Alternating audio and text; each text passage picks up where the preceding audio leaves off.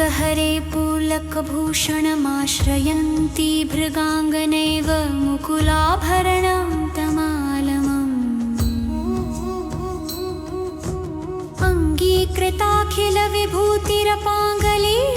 अङ्गीकृताखिलविभूतिरपाङ्गलीलमाङ्गल्यदास्तु मम मङ्गलदेवताया मुग्ध्या मुहुर्विदधति वदनैर्मुरारै प्रेमकृपाप्रणिहितानि गतागतानि मालादृशोर्मधुकरविमहोत्पलेया सा मे श्रियं दिशतु सागरसम्भवाया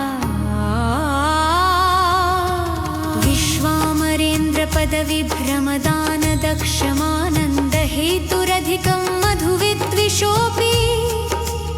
ईशन्निषीदतु मयि क्षणमीक्षणार्धमिन्दोवरोदरसहोदरमिन्दिराय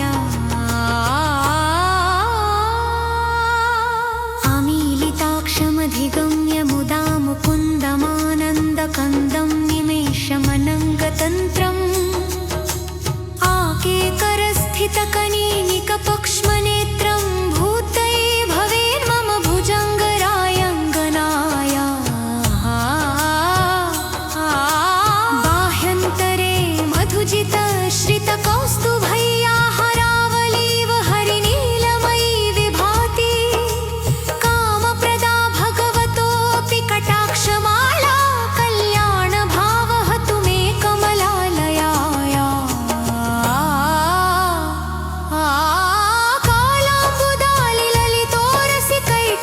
कालाम्बुदालिललितोरसिकैटभारिधाराधरे स्फूर्तिया तडिदङ्गनेव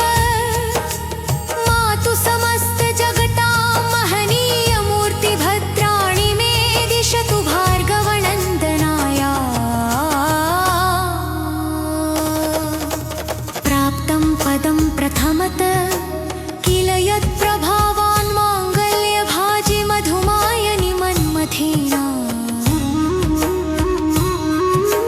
मध्यापतेतदिह मन्थरमीक्षणार्धमन्दालसञ्चमकरालय कन्नकाया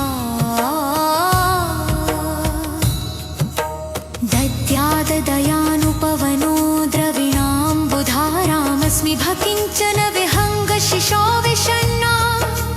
दुष्कर्मधर्ममपनीय चिराय दूरं नारायणप्रणयिनी नयनाम्बुवाहा इष्टविशिष्टमतयोऽपि यथा ययर्द्रदृष्टया त्रिविष्टपपदं सुलभं लभन्ते दृष्टिप्रहुष्टकमलोदरदीप्तिरिष्टां पुष्टिकृशिष्ट मम पुष्करविष्टराय गीर्देदतेति गरुडध्वजभामिनीति शाकम्भरीति शशिशेखरवल्लभेति सृष्टिस्थितिप्रलयकेलिषु संस्थितायै तस्यै नमस्त्रिभुवनेकगुरोस्तरुरुणे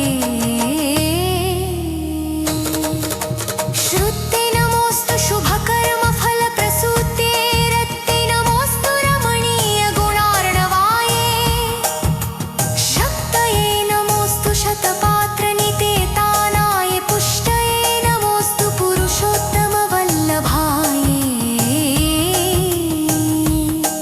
नमोऽस्तु नालीकनिभाननाय नमोऽस्तु दुग्धोदधिजन्मभूते नमोऽस्तु सोमामृतसोदराय नमोऽस्तु नारायणवल्लभाय सम्पत्कराणि सकलेन्द्रियनन्दानि साम्राज्यदानविभवानि सरोरुहाक्षी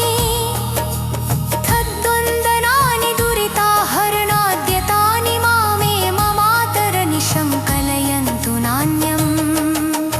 यत्कटाक्षसमुपासना विधिसेरकस्य कलार्थसम्पद सन्तनोति वचनाङ्गमानसंस्तत्त्वा मुरारिहृदयेश्वरी भजे सरसिजनिले सरोजहस्ते धवलमांशुकगन्धमाल्यशोभे भगवति हरिवल्लभे मनोज्ञे त्रिभुवनभूते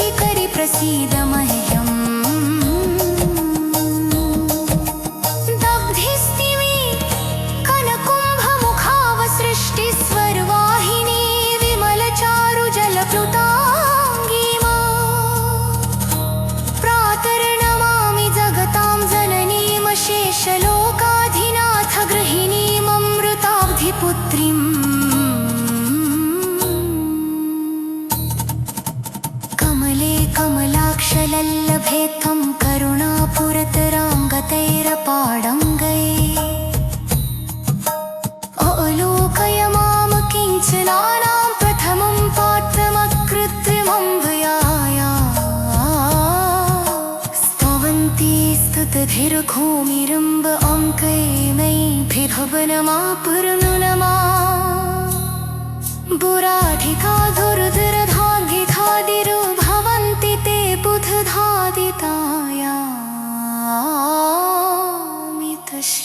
बुधधादितायामितश्रीतनतधारम् स्तोत्रम्